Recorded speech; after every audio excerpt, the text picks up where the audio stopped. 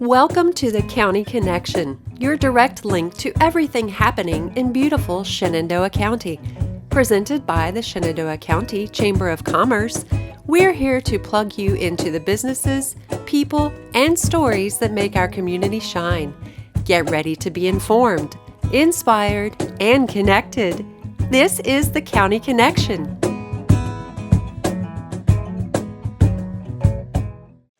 Have you ever walked past a wall and suddenly stopped? Not because of a person or sound, but because of the colors, the story, the sheer energy of a painting that's come to life right here in our community. It might be a splash of color on a brick wall or a scene that seems to tell a story right there in front of you. It makes you slow down, even if for just a moment, to appreciate something beautiful that wasn't there before. Today we're talking to an artist behind those moments of surprise and delight, a person who is quite literally painting our county story. Welcome back to the County Connection, the official podcast of the Shenandoah County Chamber of Commerce. I'm Justin Whiteman, and with me, as always, Stuart Franklin. It's great to be here, Justin. And that feeling we just described, that's what we want to talk about today. We're so excited to welcome an incredible local artist, a true creative spirit who is adding so much color and life to our area. We're joined by Rachel Fitzsimmons, the owner of R&R Healing Arts. Rachel, thank you for joining us. Thank you so much, Stuart, and thank you, Justin. It's wonderful to be here. Excellent. Glad to have you. Yeah. We've read that you have a fascinating background that goes beyond just art. You're an artist, yes, but you're also an energy healer and a yoga teacher. Yes. How did all of these different paths converge to create R&R Healing Arts? And what was the moment you knew art would be a central part of your professional mission? Wow. Yeah, that's a very good question. Okay, well, I'll have to start in high school. I was really bad at the flute. And I faked it the whole time, and I'm a little dyslexic, so music was kind of hard for me. So, and I was like, okay, this isn't working. Mr. Frenchek was like, I don't know, Rachel. And I was like, all right, you know what? I'm going to go take an art class. And I was a senior in high school. Oh, wow. Where I took my first art class. So I took it with Holly Huddle. And it was then that I was like, oh, I love this. This is really cool. My family was always like into music and theater. I have two very theatrical sisters and two big Leos. One lives in LA doing puppets. The other one sings opera, and Wow. so I was, I was like, okay, so theater's our thing, right? Yeah. So, but then I was like, oh, wait, I really love this. I really love art, So then I went to college. I went to Dickinson College. Mm-hmm. And I took my first art history class and I was sold. And I was like, I want to do what they're doing. And I was able to be my performative self, but also my quiet self at the same time. And I didn't have the pressure of performing.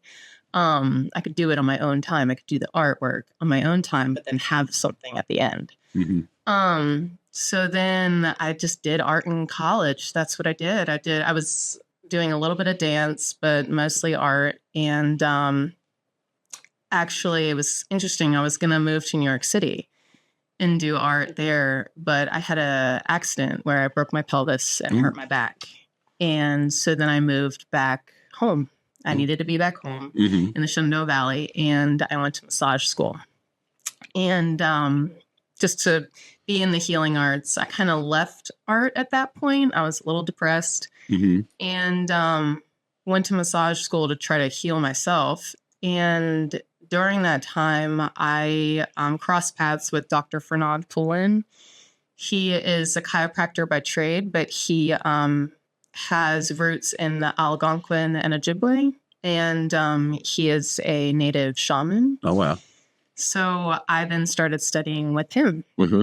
So I followed him for years. He's still my mentor. And I studied with him. I took his 2-year training course in integrative energy medicine. Okay. So then I started doing that. But, I'm a mom. And so had to get like a job with benefits and all of that. So I started teaching in the schools, but then art started to come back because I started teaching art, and I started then to take classes at Laurel Ridge just to get back into it. Yeah. And so then, but I ended up leaving school for various reasons of pain. And I also had a neurological issue with my eye. Oof. I know. So when RR Healing Arts came about, I was in 2023, I was in bed for about 6 months. I was just painting and in bed. And I had trouble with my left eye, couldn't see, and I had a lot of head pain. So I was in and out of doctors. And but then during that time, I said, you know what, I'm going to pull out of school. I'm going to make lemonade out of the situation. And I'm going to create my own company. And I'm going to do energy healing, and I'm going to do art full time. That's great. Yeah. Good. So that's kind of Glad you did. Yeah. Thank you. You very much are. Yeah. So yeah, that's a powerful story. Makes so much sense that your art comes from a place of healing. So let's talk about some of the work we'll all get to see and enjoy. You completed several large-scale public art projects, and we're so proud to have one of your incredible murals on the wall of our very own Chamber of Commerce here in town. We love it, by the way. Yeah. It's amazing. If you have not seen that piece of work, you need to go and check it out. It's go in the chamber door, look to your right. You cannot miss it. Nope. The entire wall, and we love it. Yes. You actually might have seen part of it on some of our other podcasts. Yeah. I need to mention we're at Angie Renee's studio today filming this one, but typically you'll see it, and that's Rachel's work right there in the background. Behind us. That's always behind us. The other one is out back. If you go just past, if you go on like Court Street, look to the right behind the chamber office. We had an old metal building out there, and she brought that thing to life. I love it every time I drive by it. Never even noticed the building before. No. When you drive by it. And now, every time I look by, I look over and just enjoy it every time. So, yeah, amazing work. So thank you. So you can tell. So can you tell us about that project? Yeah. You can talk about Sure. both of those, and then any hidden details within it, and what you want to convey with that piece. Probably specifically the one in the chamber office, the big mural. In the chamber office. Yeah, Sharon approached me because I think she had bought a few of my pieces previously before this project. And she said, Rachel, would you be up for doing this big project on the wall? We really want to capture Shenandoah County.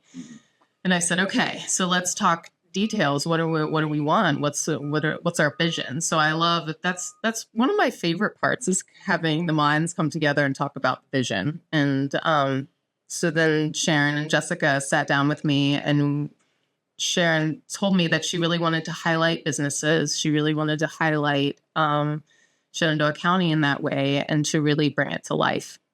And she also wanted the map. The Shenandoah County map was very important.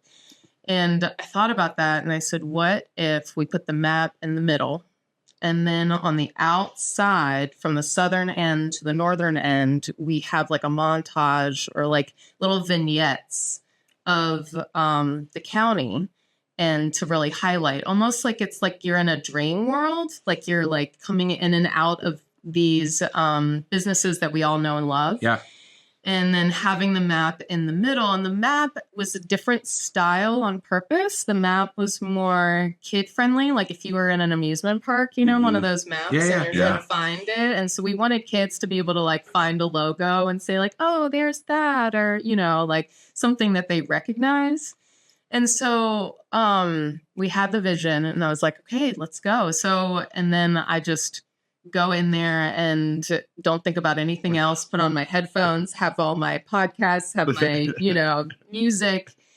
And I tackled it one thing at a time. The first part was the map. I made sure that the map was drawn out to scale, and then worked around it and went from the southern end to the northern end, and then came back to the map and did the map. So it was a fun project. I love seeing it come to life. I had to keep myself from like going in too often because I'd want to see like big chunks. And I swear that you snuck in a couple times and added stuff to it because I've come back and been like, that wasn't there, dude. Like a cow. It's a thing. They're like, where did this come from? Like, so it was really funny. So a tractor and a cow and a hay bale, that was all in the original plans, but then we ended up leaving it out just for time's sake, just for like space sake. And then it was actually, I think the Northern Virginia Daily with, I think it was Amanda, and asked me like, so where's like,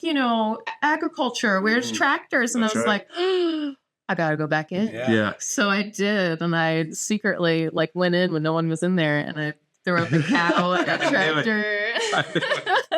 and it made it then. It was like, then it felt more. It did. Yeah, it does. Yeah, it does. It really does. Yeah. Yeah. I think there's some space up there too. I think Yeah. we intentionally left some stuff because who knows what's coming, right? Yeah. I mean, I could add something here and there, you know. Yeah. It's an evolution more than finish. Living, breathing wall. That's right. It's awesome. I love that you get so much meaning, put so much meaning into your work, you know, and you've also completed another prominent project at the Shenandoah County Courthouse. It's a large, impactful piece. What is your process of approaching a commissioned work of that scale from the initial client meeting to the final brushstroke? What's that look like? Wow. So, okay. Usually, the client comes to me, and my client ended up being Liz Cooper, who I grew up with.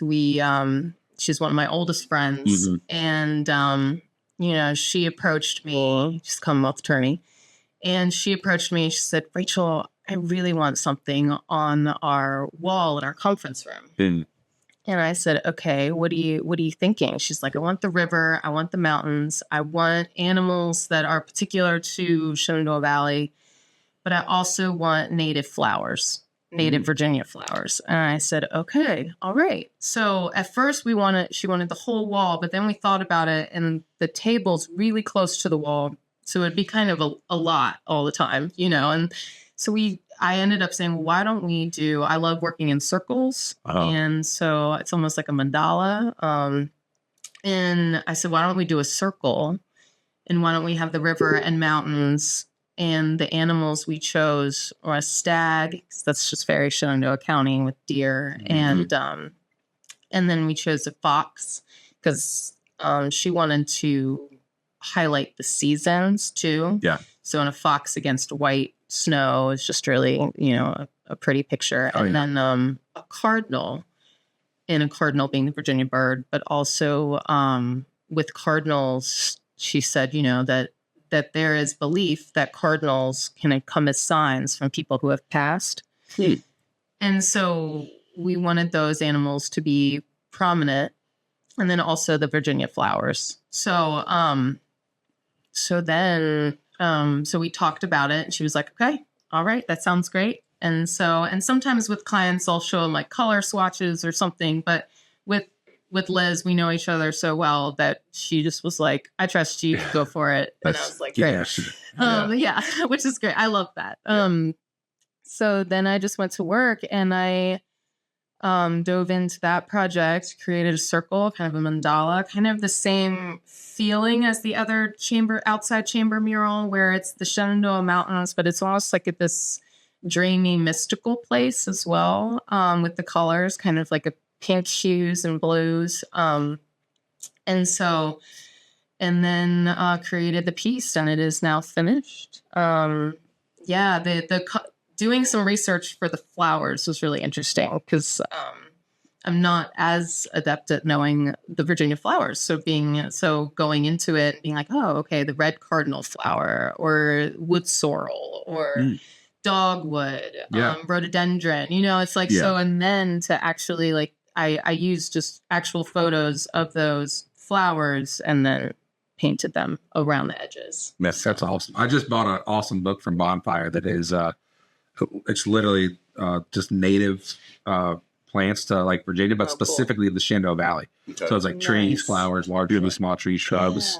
You remind me of that because I was the same way. I was like, I don't know what. Bluebells. Yeah, what do you put here? Like what would grow best here? And that's awesome. That's So do you work better when when Liz was like, hey, do what you do, and I know Sharon also we said, hey, this is the direction, but kind of you do your thing and at the back.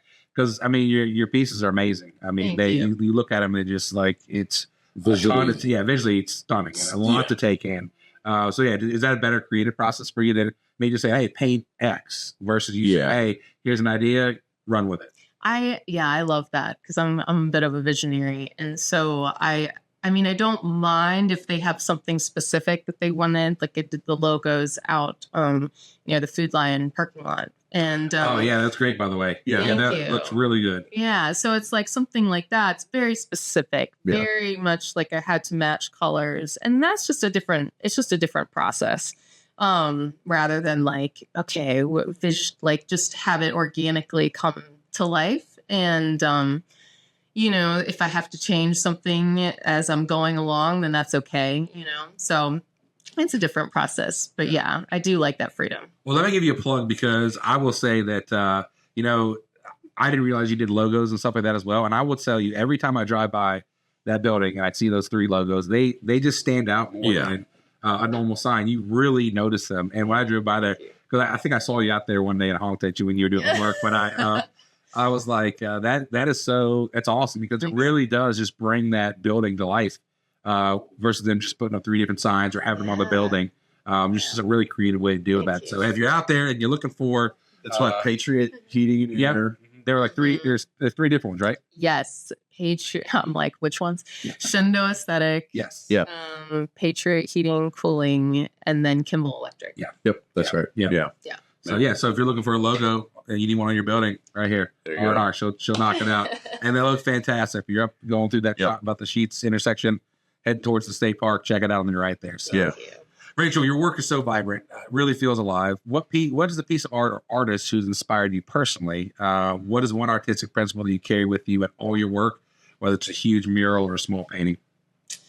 So an artist, I think when I was studying in school, especially when I did break my pelvis, Frida Kahlo, because her story is just so impactful and the pain that she went through. And she was able to really show her emotions, show her story out on a canvas. So I think that she really inspired me. And as I went along, there's so many other artists that have really been impactful for me. I think some mural artists, Chris Dyer, Wheatsy, Autumn Sky Art, she's just beautiful, visionary artist.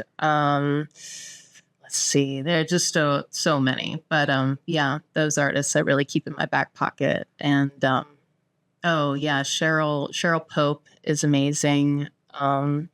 Amy Sherald, who's just an amazing portrait artist. There's a lot. So what principle?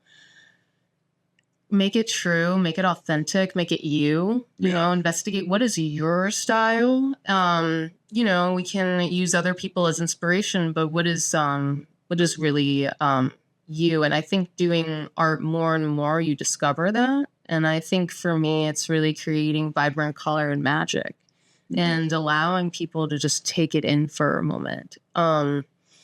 So that's kind of what I'm bringing now anyway. Yeah. The whole process blows me away. I can barely draw a stick figure. I'm not even kidding. I am zero artistic as far as drawing. Start. I try. Trust me. It's my daughters are amazing. They can just do things. And then I'm out there just all thumbs. I can't make it happen. But so when I see the work that you do, it is literally inspiring. Yeah. So you talk about who inspired you. I'm sure I know you inspire me, but you inspire a lot of up and coming artists, hopefully in the area as well to get out there and put themselves out there. It's a hard thing, right? You're putting a piece of yourself out there. And we're thankful for it because we benefit from it in the chamber every time we walk in there. We had plain, they were like yellow walls or something off, and now you go in there and it feels alive. It really does. The office feels alive. And I love going in there and it's awesome. And that's all you did that. So we're very appreciative of everything you've done for us. Awesome. Yeah. So what would you say is the biggest misconception people have about being a professional artist? There's the obvious one, which is, you're starving, which you don't need to be starving. Yeah. And I would say that I had many odd jobs, leading up to what I'm doing now. Yeah. And so just to hang in there and to keep going and to keep putting yourself out there, keep being authentically you, and your work will land with people, and some people it won't, and that's okay. Yep. So I guess you don't have to be starving, but just to keep going. I think that's probably true with any small business. It's tough to get started. It's tough to get that momentum, but if it's something you really want to do, you keep pushing and it'll, it's going to work out. It's going to work out. You guys are, you're nailing it. I think that if you're passionate about something, you're going to find a way. If you're truly, it's a true passion, you're going to find a way to make it work, right? You're going to find a way to weave that in the fabric of your life and make that part of who you are. And and make a living out of it, right? I don't care what that is, whether that's an accountant or, or you want to, if you want to fight fires. I mean, Justin's out there. Right.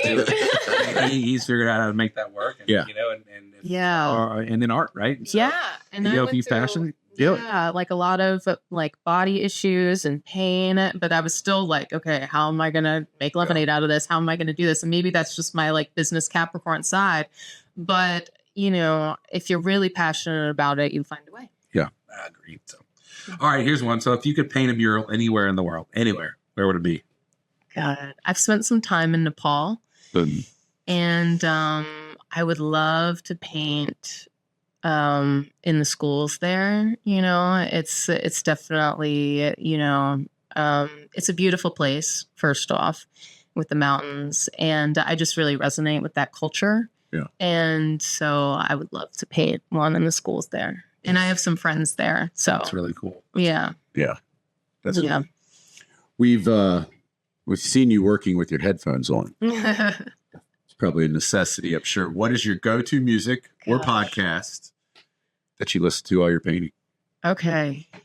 I think I have like a journey with it. If it's a big wall, because you have to gear yourself up for it, right? So it's like the first song or the first like part has to I got to get going. Like I got to get into it. Like, I don't know if you guys listen to Doechii, but she's like this amazing hip hop artist, and she just like gets me out of my head and going, And so with that first brushstroke, you just have to do it, because there's some trepidation at first. Like, okay, like I got to at least put something down first to get started. And so she's kind of my go-to, but anything that just kind of like gets me going. And then once I settle in, then I listen to my like, very spiritual, I don't know if I should say hippie, but spiritual music. So that would be like Trevor Hall and Rising Appalachia and First Aid Kit. I get kind of that radio going. And then I'm going to sink into a podcast usually. Then it's like, okay, I'm kind of done with music for a little bit. And so I have my go-to podcasts of We Can Do Hard Things with Glennon Doyle, Abby Wambach, Amanda Doyle, and they're just amazing what they have on there. Sometimes Radio Lab has some interesting ones. Gosh, what else? Yeah, so I have a bunch of different, So, this one for sure. I love listening. This podcast was great, especially when I was working on the chamber mural. I was like, the first couple ones were coming out, and I was like, oh my God, this is so cool. So I listened to Kara and I listened to Wayne, so it was just really, it was That's really great. Fun. Yeah. And then I sometimes work with like two cellos, which is just like cello music. Yeah. Those guys are awesome. So, aren't they amazing? Yeah, they play anything, right? They play anything. I'm sometimes I get tired of like just the voices and I just need instrumentals. Two cellos is great. They're just incredible. And then poetry comes into my sometimes I just want to listen to poetry. So like Mary Oliver, I don't know if you guys know Mary Oliver. She's amazing. And so it's just, it can kind of can be whatever, but those are my big go-tos. And then silence sometimes. I might have my headphones on, but I might be in silence. Yeah. So just because I need to be just with me and the paint. So get the noise canceling mode going. Yeah, exactly. Yeah. All right. So finally, what's a local artist aside from yourself that everyone in Shenandoah County should know about? There's a lot. Can I mention more than one?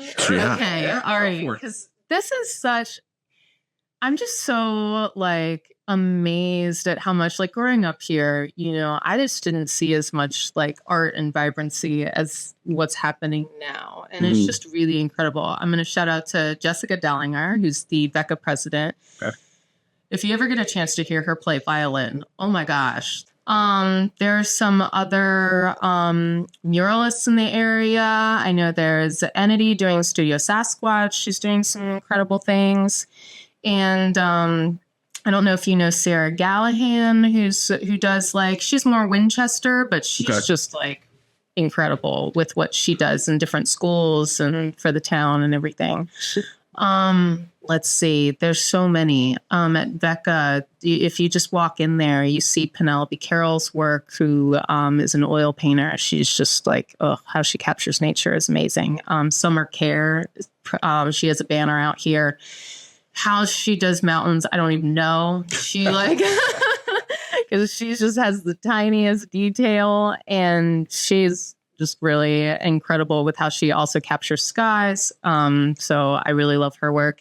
Dan Miller, who he has just incredible coloring with his work. He also has a banner out there, and I love his work. August Tor, who just does this, like, he captures a lot of his work in Spain, or a lot of his travels, and just the detail that he has in his work is just amazing. So I know I'm leaving other people out, but there are just so many like incredible artists here in the Valley. Yeah, that's great. Yeah. And it gives us all a good glimpse into, your world.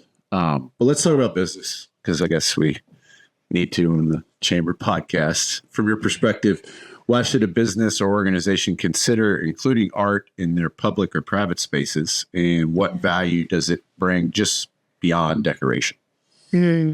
I'll start from a scientific standpoint. And they've done studies where when you look at a piece of original artwork, it actually brings more blood flow to the brain, and it improves memory and synapses. So I thought that was really interesting. Yeah.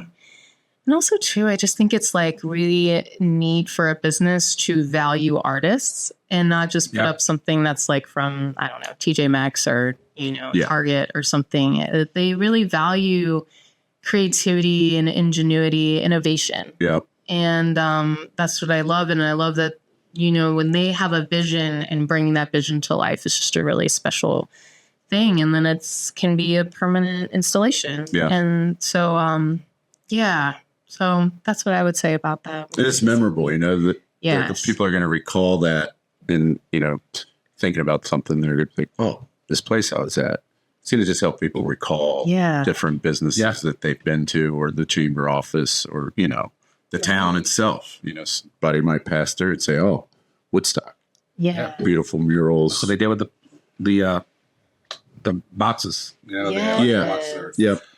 Transformer boxes. Too. Yeah. Really brings some vibrancy to the town. Just adds character. It has a touch, that the community cares. So. And puts Shenandoah Valley on the map. Yeah. Yeah, you're putting it on that. So, that's a powerful argument for a business to invest in art. It's not just an expense; it's an investment in branding a community. So, before we wrap up, what is your final message to our listeners about the role of art in our daily lives? Oh wow, role of art. If you feel like you can't do art, I would say like go back to when you were a kid and when you were just kind of exploring and messy and just having fun. So just have fun with art and expression and creativity, and you really get to know yourself. And so I always encourage people to explore art for themselves, whatever it is, whether it's painting, dancing, theater, music. Life is art. Life is art. That's right. Everything you do is art in a That's way. very true. That's right. Man, Justin's deep. Just as we You're got him in his field very well. I like it. I like it. You're right. That's good. That's right. For those who are ready to see more of your work, or perhaps commission a piece for themselves, what's the best way to get in touch with you? And you don't have to share all the details, but is there anything you got on the horizon, any projects, stuff like that? Yes. So first I'll do the project one, and then I'll say where they can find me. But project wise, I know Woodstocko is coming up. And so I just finished a 4x6 canvas outdoor painting for Woodstocko. A couple of artists are doing that. Nice. And so, so that'll be fun. So That'd be a raffle, or is that just for display? I'm or not sure, but that's a good idea. I love that idea. So just for display, for promotion for Woodstock. Nice. So look out for Excited that to see that. piece. Yeah. Yeah, that was really a fun piece.